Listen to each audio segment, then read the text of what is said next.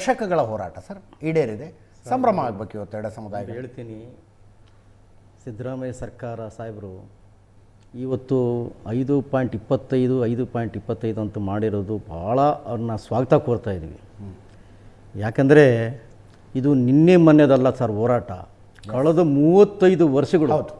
ಎಷ್ಟು ಜನ ಬಲಿಯಾಗಿದ್ದಾರೆ ಗೊತ್ತಾ ಸರ್? 8-10 ಜನ. ಹುಬ್ಳಿ ಸಮಾವೇಶ, ಬೆಳಗಾವಿ ಮುತ್ತಿಗೆ, ಲಾಠಿ ಚಾರ್ಜ್ಗಳು ಮತ್ತು ಪುಟ್ಟಗೋಸಿ ಚಳುವಳಿ, ದಲಿತ ಅರಿಬೆತ್ತಲೆ ಮೆರವಣಿಗೆ, ತಮಟೆ ಚಳುವಳಿ, ಫ್ರೀಡಮ್ ಪಾರ್ಕಿನ ಐತಿಹಾಸಿಕ ಚಳುವಳಿಗಳು, ವಿಧಾನಸೌಧ ಮುತ್ತಿಗೆ ಚಳುವಳಿಗಳು, ಒಂದಲ್ಲ ಎರಡಲ್ಲ ಸಾವಿರಾರು ಪ್ರತಿಭಟನೆಗಳು ಸರ್.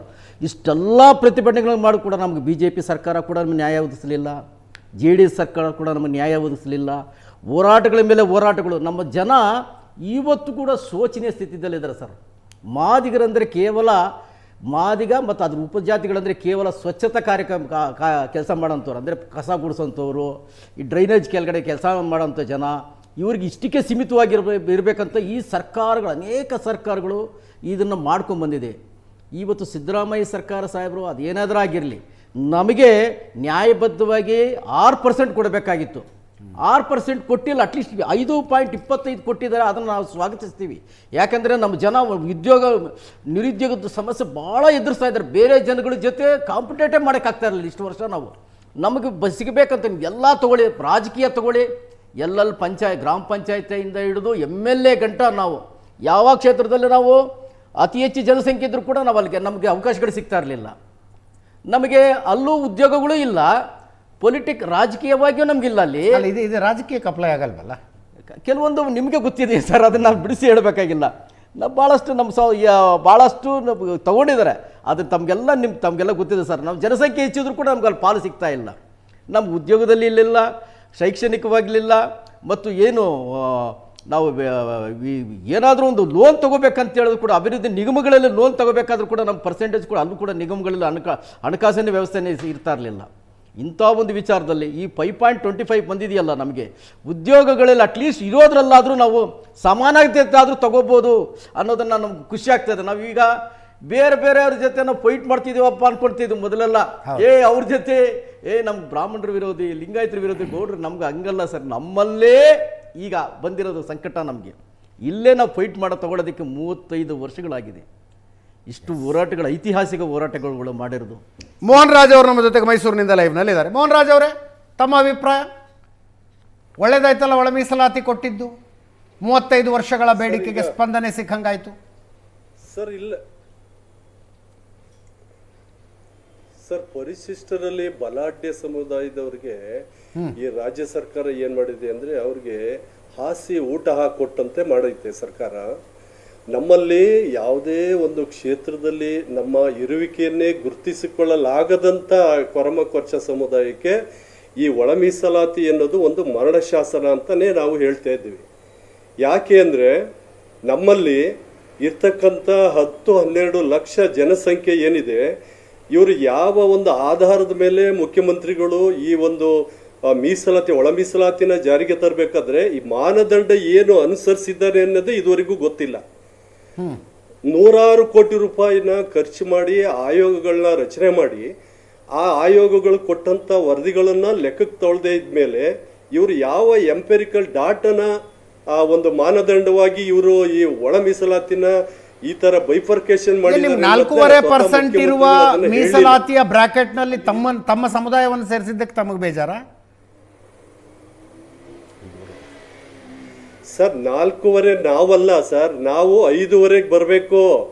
ಯಾವುದೇ ಕ್ಷೇತ್ರದಲ್ಲೂ ನಮ್ಮ ಇರುವಿಕೆಯನ್ನೇ ತೋರ್ಪಡಿಸ್ಕೊಳ್ಳಿಕ್ಕೆ ಆಗಿಲ್ಲ. ನಾವು ನತದೃಷ್ಟರು, ಪರಿಶಿಷ್ಟ ಜಾತಿಯಲ್ಲೇ ಬಹಿಷ್ಕೃತರು. ನಾವು ಕೊರಮ ಕೊರ್ಚದ ಯಾವ ಪ್ರತಿನಿಧಿ ಇದ್ದಾರೆ? ಯಾವ ನಿಗಮ ಇದೆ? ನಮಗೆ ನಮ್ಮ ಅಳಲ್ನ ಕೇಳೋರು ಯಾರಿದ್ದಾರೆ? ನಮ್ಗೆ ಯಾರೂ ಇಲ್ಲ. ಅಲ್ಲಿರೋರೆಲ್ಲ ಲೆಫ್ಟ್ ರೈಟು ಮುಖ್ಯಮಂತ್ರಿಗಳ ಪಕ್ಕ ಕುಳಿತಿರೋರೆಲ್ಲ ಲೆಫ್ಟ್ ರೈಟು ಮಂತ್ರಿಗಳೇ. ಯಾರಿದ್ದಾರೆ ನಮ್ಮ ಪರವಾಗಿ ಅಲ್ಲಿ ಕೇಳೋ ಅಂತರು? ಒಬ್ಬನೇ ಒಬ್ಬ ಜನಪ್ರತಿನಿಧಿ ಇಲ್ಲ. ಅಂಥದ್ರಲ್ಲಿ ನಮ್ಮ ಯಾವ ಸಂಘಟನೆ ಇವರು ವಿಶ್ವಾಸಕ್ಕೆ ತಗೊಂಡಿದ್ದಾರೆ? 10-15 ಲಕ್ಷ ಇರ್ತಕ್ಕಂಥ ನಮ್ಮ ಸಮುದಾಯದ ದುಃಖ ದುಮ್ಮಾನಗಳನ್ನ ಕೇಳಲಿಕ್ಕೆ ಯಾರಿದ್ದಾರೆ? ಈ 4.5% ಏನು ಕೊಟ್ಟಿದ್ದಾರೆ, ಇದರಲ್ಲಿ ಕೊರಮ, ಕೊರಚ, ಬೋವಿ, ಲಂಬಾಣಿ, ಅಲೆಮಾರಿ ಸಮುದಾಯಗಳು ಎಲ್ಲನೂ ಮರ್ಜ್ ಮಾಡಿದ್ದಾರೆ. ಹೌದು. ನಮಗ್ ಕೊಡ್ಬೇಕಾಗಿರೋದು 5.5% 6% ನಮಗ್ ಕೊಡ್ಬೇಕಾಗಿತ್ತು. ನಾವು ಸರ್ ಮೂಲತಃ ಅಲೆಮಾರಿಗಳು, ನಾವು ಈ ದೇಶದ ಮೂಲ ನಿವಾಸಿಗಳು. ನಾವು ಮತ್ತೆ ಈ ಕ್ಯಾಟಗರಿ ಒಳಗೆ ಬಂದದ್ದಂಗೆ ರೈಲ್ವೆ ಹಳಿಗಳು, ಬೋವಿ ಲಂಬಾಣಿಗಳ ಜೊತೆಗೆ ತಾವು ಸೇರ್ಕೊಂಡಿದ್ದಂಗೆ ಸರ್, ಬೋವಿ ಲಂಬಾಣಿಗಳ ಜೊತೆಗಿನ ಕ್ಯಾಟಗರಿಯಲ್ಲಿ ತಾವು ಸೇರ್ಕೊಂಡಿದ್ದಂಗೆ ಲಂಬಾಣಿಗಳ ಸರ್ ಇದು ಟಚಬಲ್ ಇದು ಸರ್. ಇವು ಒಂದು ಅಪರಾಧಿ ಬುಡಕಟ್ಟು ಸಮುದಾಯಗಳು ಸರ್ ಇವು. ಅದಾದ ನಂತರ ಇವರು ಏನು ಸರ್ಕಾರಗಳು ಬದಲಾವಣೆ ಆದಂಗೆ ನಮ್ಮನ್ನ ಅಪರಾಧಿ ಬುಡಕಟ್ಟು ಸಮುದಾಯದಿಂದ ವಿಮುಕ್ತ ಬುಡಕಟ್ಟುಗಳು ಅಂತ ಮಾಡ್ತಾರೆ. ಓಕೆ, ವಿಮುಕ್ತ ಬುಡಕಟ್ಟು ಆದ ನಂತರ ನಾವು ಪರಿಶಿಷ್ಟ ಜಾತಿಗೆ ನಂತರ ಸೇರ್ತೀವಿ. ನಾಲ್ವಡಿ ಕೃಷ್ಣರಾಜ ಒಡೆಯರ್ ಏನ್ ಮಾಡ್ತಾರೆ, ಈ ಸಮುದಾಯಗಳು ಬಹಳ ನಿಕೃಷ್ಟವಾದ ಬದುಕನ್ನ ಸಾಗಿಸ್ತಾ ಇದ್ದಾರೆ ಅಂತ ನಿಮ್ನ ವರ್ಗಗಳು ಅಂತ ಮಾಡ್ತಾರೆ ಅವರು. ಅದಾದ ನಂತರ ಮಿಲ್ಲರ್ ಆಯೋಗ ಮತ್ತೆ ಬ್ರಿಟಿಷರ್ ಕಾಲದಲ್ಲೂ ಸಹ ನಮ್ಮನ್ನ ಅಪರಾಧಿಗಳಂತಾನೆ ಪರಿಗಣಿಸ್ತಾರೆ. ಈಗ್ಲೂ ನಮ್ಗೆ ಗದಗ ಮತ್ತೆ ಹುಬ್ಬಳ್ಳಿಯಲ್ಲಿ ಸೆಟ್ಲ್ಮೆಂಟ್ ಏರಿಯಾಗಳಿವೆ. ಹಾಗಾಗಿ ನಮಗೆ ಕೊಡಬೇಕು. ಬಾಬಾ ಸಾಹೇಬ್ ಅಂಬೇಡ್ಕರ್ ನಮ್ಮನ್ನ 54 ಮೀಸಲಾತಿಯ ಮೂಲ ಆಶಯ ಇರೋದು ಯಾರು ಮನುಷ್ಯರಾಗಿ ಹುಟ್ಟಿಯೂ ಕೂಡ ಮನುಷ್ಯರಂತ ಅವರನ್ನು ನಡೆಸಿಕೊಳ್ಳಲಾಗಲಿಲ್ವೋ ಅವ್ರನ್ನ ಸಮಾಜದ ಮುಖ್ಯವಾಹಿನಿಗೆ ತರಬೇಕು ಅಂತ. ಈ ಮೀಸಲಾತಿಯ ಒಟ್ಟಾರೆ ವಿಷಯದಲ್ಲಿ ನನಗೆ ಜಾತಿಗಳು, ಒಳಜಾತಿಗಳು, ಕ್ಯಾಟಗರಿಗಳು, ಒಂದು ನಿಮಿಷ, ನನ್ನ ಸ್ವಲ್ಪ ತಿಳುವಳಿಕೆ ಕಡಿಮೆ ಇದೆ ನನಗೆ, ನಾನು ಒಪ್ಕೊಳ್ಳೋದಕ್ಕೆ ದೊಡ್ಡ ಸಮಸ್ಯೆ ಇಲ್ಲ. ನಾನು ಯೋಚನೆ ಮಾಡೋದು, ಯಾರು ಸಮಾಜದಲ್ಲಿ ಅಸ್ಪೃಶ್ಯತೆಯ ನೋವನ್ನು ಅನುಭವಿಸಿಲ್ಲವೋ ಅವರು ಅಸ್ಪೃಶ್ಯತೆಯ ನೋವನ್ನು ಅನುಭವಿಸಿದ ತಮ್ಮ ಬಂಧುಗಳಿಗಾಗಿ 1% 2% ಎಕ್ಸ್ಟ್ರಾ ನೀವು ತಗೊಳ್ಳಿ, ನೀವು ಸಮಾಜದಲ್ಲಿ ಮೇಲೆ ಬರಬೇಕು.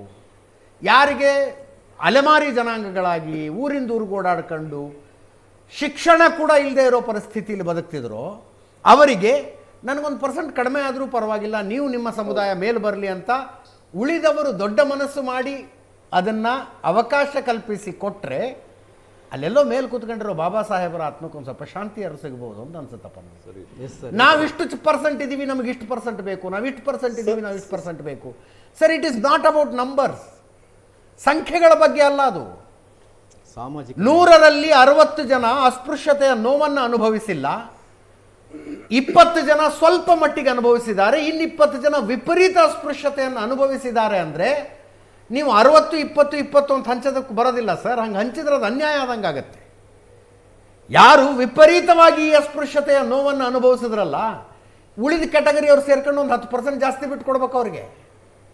ಆವಾಗ ಬಾಬಾ ಸಾಹೇಬ್ ಅಂಬೇಡ್ಕರ್ ಕಂಡ ಕನಸು ಮೀಸಲಾತಿಯ ಮೂಲ ಉದ್ದೇಶ ಈಡೇರದಂಗೆ ಅಂತ ನನ್ನ ಭಾವನೆ.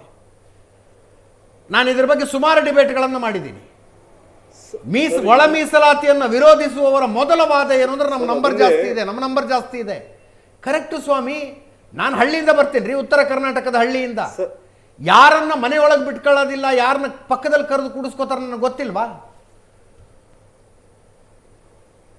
ಯಾರು ಹಳ್ಳಿಯಲ್ಲಿ ಟೀ ಅಂಗಡಿಗೆ ಹೋದ್ರೆ ಅವ್ರಿಗೋಸ್ಕರ ಪ್ರತ್ಯೇಕ ಕಪ್ ಇಟ್ಟಿರ್ತಾರೆ, ಅವ್ರು ಅದನ್ನ ತಗೊಂಡು ತೊಳೆದು ಅದ್ರಲ್ಲಿ ಟೀ ಹಾಕ್ಸ್ಕೊಂಡು ಕುಡಿದು ಮತ್ತೆ ತೊಳೆದಲ್ಲಿ ಮೇಲಿಟ್ಟು ಬರಬೇಕು. ಟೀ ಅಂಗಡಿಯ ಒಳಗೆ ಯಾರಿಗೆ ಪ್ರವೇಶ ಇಲ್ಲ, ನಾನು ನೋಡಿಲ್ವಾ ಅದನ್ನ? ಹಳ್ಳಿಗೆ ಹೋದ್ರೆ ಕ್ಷೌರ ಮಾಡೋದಿಲ್ಲ ರೀ, ಹೇರ್ ಕಟ್ ಮಾಡೋದಿಲ್ಲ. ಅದನ್ನು ಅನುಭವಿಸಿದ ನನ್ನ ಬಂಧುವಿಗೆ ನಾನು ನನ್ನ ಮೀಸಲಾತಿಯ ಒಂದು ಸಣ್ಣ ಭಾಗವನ್ನು ಬಿಟ್ಟುಕೊಟ್ರೆ ಏನೂ ತಪ್ಪಲ್ಲ ಅಂತ ಆಲೋಚನೆ ಮಾಡುವಷ್ಟು ದೊಡ್ಡ ಗುಣ ಯಾರಿಗೂ ಬರಲಿಲ್ವಾ? ನನಗೆ ಭಾಳ ಆಶ್ಚರ್ಯ ಅನಿಸುತ್ತಿದೆ, ಭಾಳ ಆಶ್ಚರ್ಯ ಅನಿಸುತ್ತೆ.